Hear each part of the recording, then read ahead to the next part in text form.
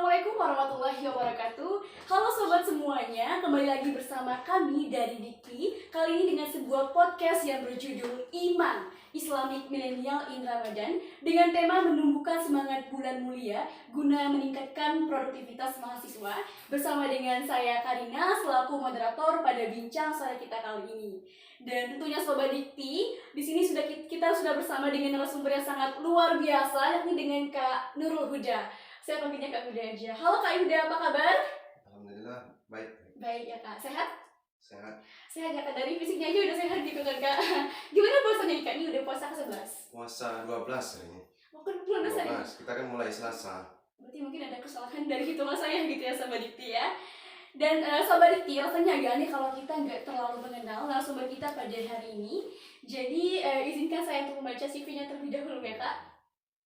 Nama Muhammad Nurul Huda, kemudian tempat tanggal lahir, Penagan 10 Juni 2001, moto hidup, manusia dapat berencana tapi hasil serahkan pada Tuhan. Nomor HP 0858 3261 0453. Ini bagi Sobat Dikti nih, kalau mau tanya-tanya sama Kak Huda, silakan hubungin beliau pada nomor yang telah saya sebutkan tadi gitu kan. Kemudian riwayat pendidikan, alumni MA Al-Islam Kemuja pada tahun 2020, lalu mahasiswa prodi HKI, Fakultas Syariah Ekonomi Islam, IAIN SAS Bangka Belitung. Kemudian riwayat organisasi, ini menjadi anggota Hima HKI pada tahun 2022. Lalu ada prestasi, yakni juara 1 Syarhil Quran MTQ tingkat kecamatan pada tahun 2019, juara 1 Fahmil Quran MTQ tingkat kabupaten pada tahun 2020, dan juara 2 Tausiah PTQ RRI Bangka Belitung pada tahun 2024. Ini yang terbaru ya Kak berarti? Oke. Untuk hobi beliau sendiri yakni ada diskusi hukum, kemudian debat ilmiah, pidato, dan lain sebagainya. Ini sebuah CV yang sangat luar biasa gitu ya Kak. Kapan-kapan boleh dong Kak ajarin saya untuk berdebat gitu, pidato, dan lain sebagainya gitu. Boleh Kak? Kita tagih janji beliau ya. Oke, mungkin kita langsung saja menuju topik yang ditunggu-tunggu sama Sobat Dikti, dimana di sini udah banyak gitu pertanyaan-pertanyaan yang telah kami rangkum gitu untuk berbagi ilmu daripada Kak Nurul Huda ini. Mungkin kita langsung saja ke pertanyaan pertama. Pertanyaannya itu adalah, sebagai mahasiswa aktif dan berprestasi, bagaimana sih Kak cara kita agar dapat aktif dan produktif di bulan Ramadan ini? Karena kan kita tahu gitu kan Kak, biasanya anak muda pada bulan puasa ini mereka tuh lebih sering istilahnya rebahan, kemudian scroll sosial media yang gak ada manfaatnya sama sekali, atau istilahnya kurang produktif dalam puasa ini. Jadi gimana nih menurut Kakak? Baik, izin nggak ya saya menjawab pertanyaan tadi. Pertanyaannya mungkin memang menarik.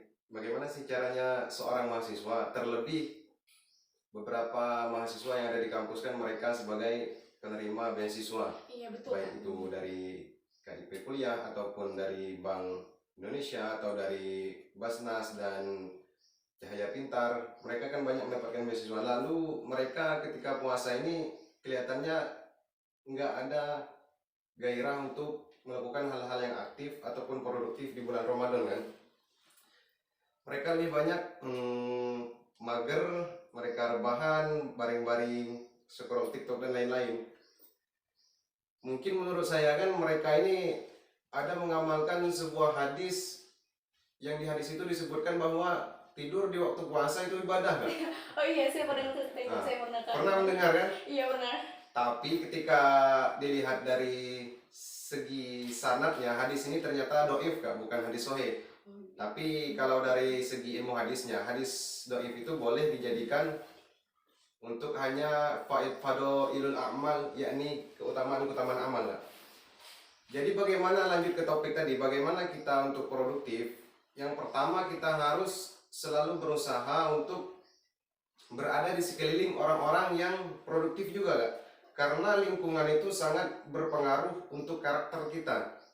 Jadi kita harus sering berkumpul bersama-sama orang, mahasiswa-mahasiswa yang dalam tanda kutip mereka itu mempunyai semangat untuk melakukan sebuah hal-hal yang produktif, yang bermanfaat baik untuk mereka ataupun untuk teman-teman sekitarnya. Adapun langkah selanjutnya menurut saya, yakni kita harus selalu berusaha menghilangkan penyakit yang namanya penyakit malas ini Kak. Nggak ada obatnya ya Kak? Karena malas ini susah. mulai dari malas bergerak, malas untuk beraktivitas.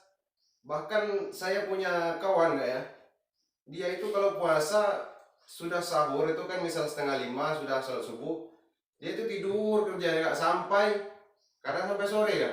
Yang menariknya, jadi dalam puasa itu tidak ada kegiatan, dia hanya tidur. Ini bagus kalau dilihat dari segi hal-hal positifnya, bahwa tidur itu bisa mencegah daripada kita berbuat keburukan. Namun ada tingkatannya lebih bagus, daripada bagus itu di atasnya ada lebih bagus. Alangkah lebih baiknya kegiatan itu kita isi dengan hal-hal positif.